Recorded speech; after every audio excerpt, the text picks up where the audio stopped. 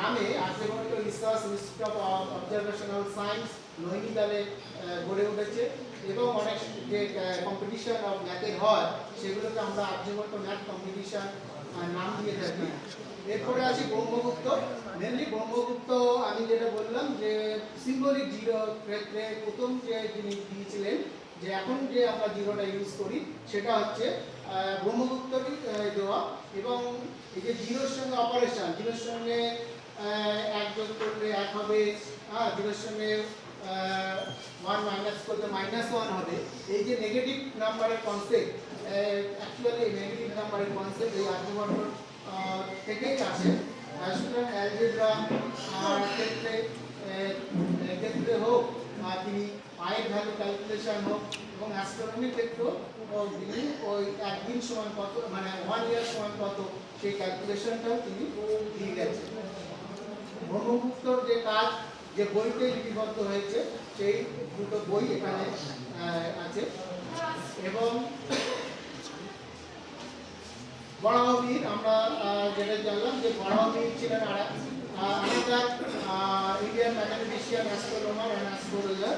So Varahamihira mainly তার যে কাজ মেনলি অ্যাস্ট্রোনমির উপরে আছে এবং ম্যাথামেটিক্সের উপরে তিনি কিছু কাজ করে গেছেন, যেমন sine table, Pascal triangle, 4x4 magic square, এই ধরনের অ্যাস্ট্রোনমির উপরে মেনলি কাজ।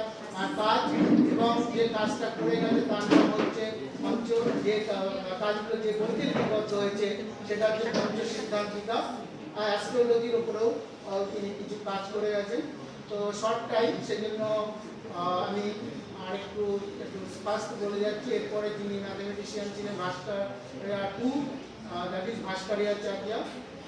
তিনি অ্যাকচুয়ালি যে কাজগুলো করে গেছেন তার যে বই আছে লীলাবতীতে লিপিবদ্ধ হয়েছে, আর বীজগণিতা বলে আরেকটা বই, সেখানে অ্যালজেব্রার বিষয়গুলো লিপিবদ্ধ হয়েছে।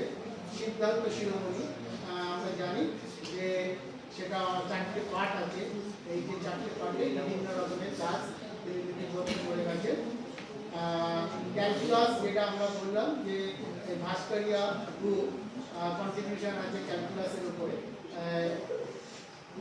তো মাধবা বলে আরেকজন সাউথের তিনি ম্যাথামেটিশিয়ান ছিলেন, যেটা আমরা বলছি না কেরালা স্কুল অফ ম্যাথামেটিক্স, তারা প্রথম কিন্তু ওই ইনফাইনাইট সিরিজ এর কনসেপ্ট দিয়েছিলেন এবং ক্যালকুলাসের আবিষ্কার করেছিলেন।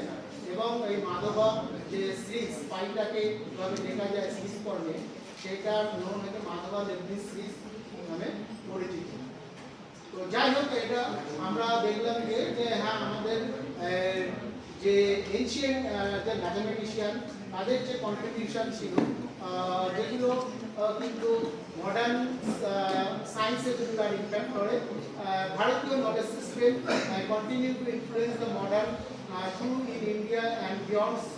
Scholars, researchers and practitioners study and adapt this tradition system to address contemporary challenges in various fields including philosophy, science, medicine, psychology and spirituality.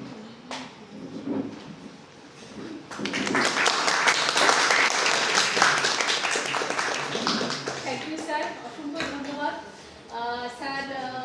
ভারতীয় বিদ্যাচর্চার যে বিভিন্ন প্রাচীন বিদ্যাচর্চার বিভিন্ন শাখাগুলো ছিল তার সংক্ষিপ্ত বক্তব্য রাখলেন। বৈদিক যুগের বিভিন্ন ম্যাথামেটিশিয়ান তাদের কন্ট্রিবিউশন বললেন, পরবর্তী যুগের ম্যাথামেটিশিয়ান তাদের কন্ট্রিবিউশন রাখলেন এবং প্রাচীন ভারতে গণিতের যে প্রাসঙ্গিকতা এখনো পর্যন্ত রয়েছে সে প্রসঙ্গে বললেন। অসংখ্য ধন্যবাদ স্যার। একটি আনন্দের সংবাদ যে আমাদের মধ্যে আমাদের ভাইস প্রিন্সিপাল সমীপ মুখোপাধ্যায় চলে এসেছেন অনেক আগে। স্যার অনেকক্ষণ ধৈর্য ধরে বসে আছেন। অসংখ্য ধন্যবাদ স্যার। আমি আশাকে ডেকে নেব একটুখানি ফুলের